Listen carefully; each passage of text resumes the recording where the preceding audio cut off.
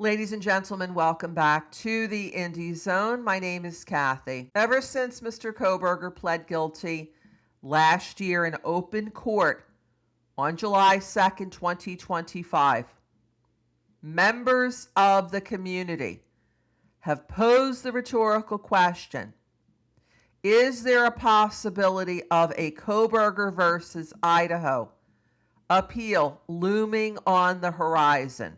Now, there is absolutely no indication that Mr. Kohberger intends to appeal his conviction, which was entered on July 23rd after he pled guilty to the 5 serious first-degree felonies he was scheduled to stand trial for in the trial that never happened, that was set for August of 2025. There may be an opportunity for Mr. Kohberger, if he does intend to appeal his conviction. It may hinge on what is about to happen in the United States Supreme Court. We have been following for the past year the case of Hunter versus United States, which is raising the matter of when would, for example, public policy allow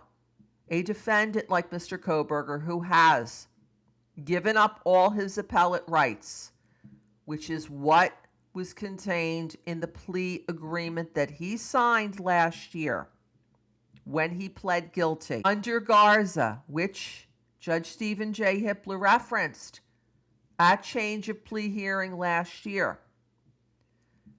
2019 Supreme Court case stood for the proposition that there are times when, even if an appellate waiver has been signed, that a defendant can still seek review of a sentence by a higher court. Hunter is asking the Supreme Court to clarify, essentially, Garza, because the Supreme Court did not say specifically what are the grounds that someone would need to show to be able to qualify for an appeal when appeal rights have been signed away.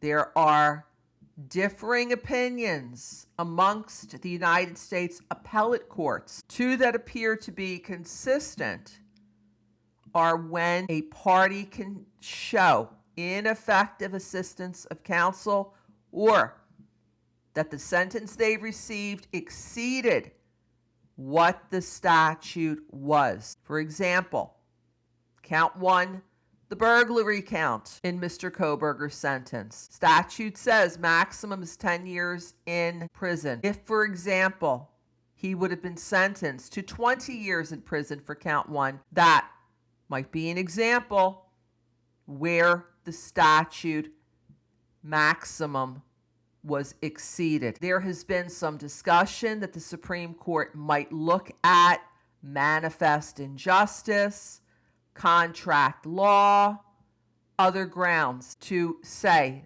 that these are situations when an appeal can still be sought.